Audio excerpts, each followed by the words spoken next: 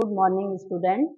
मैं तुम्हें BA part second year का सेकंड पेपर स्टेट एडमिनिस्ट्रेशन बताने जा रही हूँ। पब्लिक एडमिनिस्ट्रेशन का 10 क्वेश्चंस बता रही हूँ। उनमें से आपके इम्पोर्टेंट क्वेश्चन है, आप देखिएगा।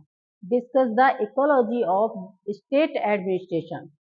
इकोलॉजी का मतलब होता है एनवायरनमेंट, चारों तरफ का एनवायरनमेंट। इसको 4 भागों में डिवाइड किया गया है। 4 टाइप्स हैं।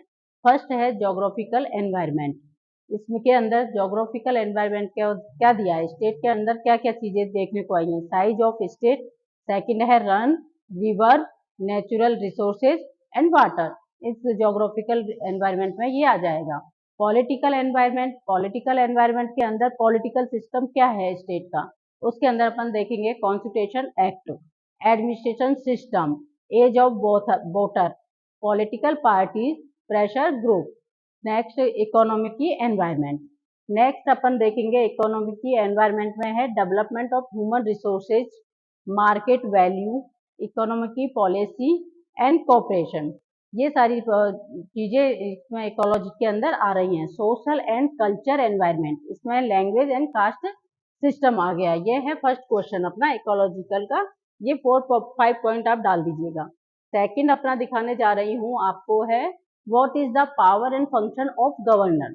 गवर्नर के बारे में बता दीजिएगा, जिसमें है गवर्नर की क्वालिफिकेशन क्या है, गवर्नर के टाइम पीरियड क्या है, पावर एंड फंक्शन क्या है। क्वालिफिकेशन में गवर्नर की क्वालिफिकेशन ऐसे कोई स्पेशल नहीं दिए गए। 1 नवंबर 1956 को गवर्नर का पद स्थापित किया गया था, जिसमें गवर्नर को 35 ईयर्स इसकी एज होनी चाहिए।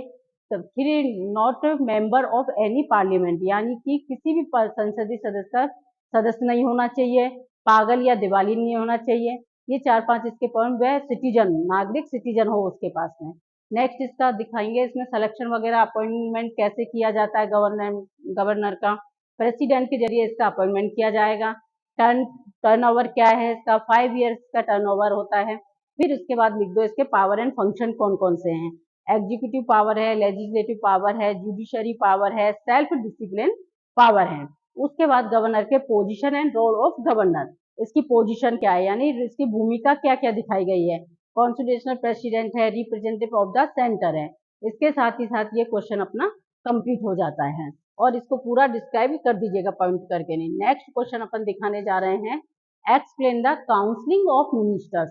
काउंसिल यानी मंत्री परिषद को किस प्रकार से एक्सप्लेन करेंगे अगर क्वेश्चन आता है तो। इसका भी यही है, स्टार्टिंग में अपन इंट्रो दे देंगे, इंट्रो के बाद इसका कंपोजिशन वगैरह बता देना।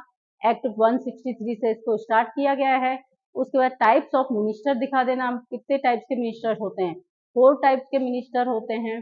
पहला है कैबिनेट मिनिस्टर, जो हाई लेवल के मिनिस्टर कहलाते हैं, कैबिनेट मिनिस्टर। सेकंड होता है स्टेट मिनिस्टर, कैबिनेट मिनिस्टर के नीचे स्टेट मिनिस्टर आ जाएंगे। उसके नीचे अंडर सेक्रेटरी, यानी स्टेट, ये 3rd नंबर के मिनिस्टर हो जाएंगे। नेक्स्ट हो जाएगा पार्लियामेंट्री सेक्रेटरी, ये है 4th टाइप। 4th इसके टाइप्स हो गए मिनिस्टर के। उसके बाद council of minister and cabinet minister difference, इन दोनों में मंत्री परिषद और मंत्रिमंडल, इन दोनों में डिफरेंस दिखाया गया है। तो डिफरेंस क्या होता है, मंत्री परिषद का आकार बड़ा होता है और मंत्रिमंडल का आकार छोटा होता है। मंत्री परिषद के अंदर 3 प्रकार यानी 4 प्रकार के मंत्री शामिल हो जाएंगे और मंत्रिमंडल के अंदर केवल कैबिनेट स्तर के मंत्री ही शामिल होंगे। ये इस तरीके से इसका डिफरेंस कर दिया गया है। और क्वेश्चन अपना आगे बढ़ाते हैं। नेक्स्ट इसके आ जाएंगे फंक्शन। फंक्शन में इसमें आ जाएंगे स्टेट गवर्नेंस। नेक्स्ट है policy and programme making, law and rule making, budget related programmes, control over personal administration. ये इसके आप फंक्शन दिखा दीजिएगा। उसके बाद नेक्स्ट क्वेश्चन अपन बताने जा रहे हैं, इसमें एक्सप्लेन द चीफ मिनिस्टर। इसके बाद अपन चीफ मिनिस्टर को अगर क्वेश्चन आता है तो उसको अपन किस प्रकार से एक्सप्लेन करेंगे।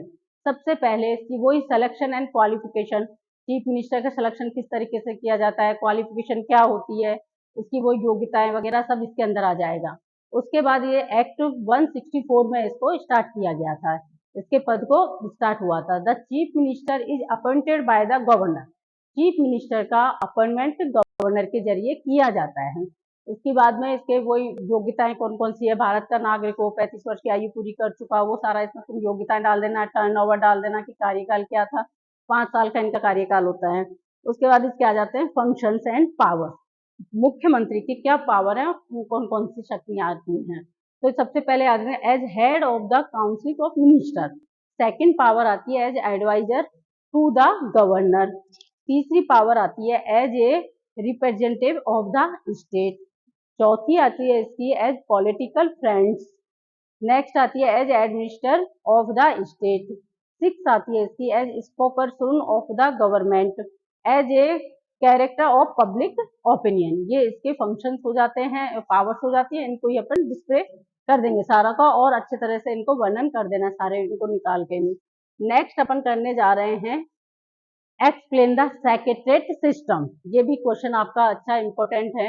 इसमें भी वही सबसे पहले अपन को क्वेश्चन का इंट्रो दे देना, मीनिंग दे देना, डेफिनेशंस बता देना। सेक्रेटरीट सिस्टम क्या है? सेक्रेटरीट सिस्टम का मतलब होता है सचिवों का घर। सचिवालय का मतलब क्या होता है? सचिवों का घर कहलाता है।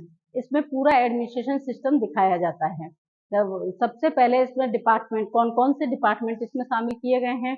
एग्रीकल्चर डिपार्टमेंट आएगा, एजुकेशन डिपार्टमेंट होगा, थर्ड डिपार्टमेंट ऑफ कोऑपरेशन आ जाएगा, आर्ट एंड कल्चर डिपार्टमेंट हो जाएगा, सिविल एयरक्राफ्ट डिपार्टमेंट हो जाएगा, इलेक्शन डिपार्टमेंट आ जाएगा, एनवायरमेंट डिपार्टमेंट हो जाएगा, होम डिपार्टमेंट हो जाएगा, फाइनेंस डिपार्टमेंट होगा, language department, labour department, industrial department, information department, organisation department, planning department. ये इसमें सारे डिपार्टमेंट दिखाए गए हैं जिनका अपन बारी बारी से वर्णन करके देख लेंगे। उसके बाद आ जाएगा इसके अंदर में नेक्स्ट इसमें लिख देंगे फंक्शन ऑफ सेक्रेटरीट। सेक्रेटरीट यानी सचिवालय के फंक्शन यानी कार्य कौन कौन से हैं? Policy and planning formulation. Second होता है law and rule making. Next है conduct of administrative work, arranging personnel to coordinated, budget making, public relation, control and evolution. इस तरीके से सारा ये क्वेश्चन का मैटर लिखिए, इसको आगे आप वर्णन भी कर सकते हैं इसका। नेक्स्ट अपन क्वेश्चन बताने जा रहे हैं, वह भी इसका इंपॉर्टेंट ही है। Explain the regional and district administration. इसके बारे में बताएंगे। इसका एक छोटा सा अपन चार्ट दिखाने के जा रहे हैं जिसमें है स्टेट एडमिनिस्ट्रेशन आ जाएगा। स्टेट एडमिनिस्ट्रेशन के नीचे सेक्रेटरीट या डायरेक्टरेट दिखाएंगे। फिर है डिवीजन, डिवीजन 7 डिवीजन दिखाएं पुराने मैटर के हिसाब से। नेक्स्ट आ जाएगा इसके डिस्ट्रिक्ट 33 डिस्ट्रिक्ट हैं। सब डिवीजन 198 हो जाएगा, तहसील 201 हो जाएंगे। अब तहसील 98 दिखाई गई है इसके अंदर। उसके बाद इसको अपन डिस्क्राइब कर देंगे सारा क्वेश्चन को इस तरीके से। इसमें डिस्क्राइब करने के बाद में इसमें ब्रांचें कौन कौन सी देखने को मिलेंगी? 15 ब्रांचें हैं। पहली है जैसे administration branch, service branch, pension branch, judicial branch, accounting branch, record branch, bill branch, computer branch, statics branch, store branch. ये ब्रांचें इसकी दिखाई गई हैं। उसके बाद इस तरीके से इसका अपन वर्णन कर देंगे। नेक्स्ट क्वेश्चन बता रही हूँ, वह भी इम्पोर्टेंट है। Explain the district collector.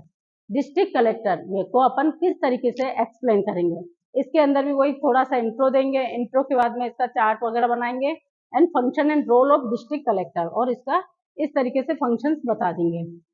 S an administer, as a collector, as a district magistrate, as a development officer, as a coordinator, as a district, ये जो आगे दिया हुआ मिलिट्रियर, ये सारा इसको एक्सप्लेन करने देंगे। उसके बाद आ जाएगा इसको explain sub division officer.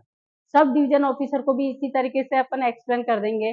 RME, are का मतलब है रेवेन्यू, मजिस्ट्रेट, ई का एग्जीक्यूटिव। ये तीनों चीजें बता के नहीं और इसके फंक्शन एंड रोल दिखा देंगे। फंक्शन में क्या आ जाएगा? As a land revenue officer, sub division as punishment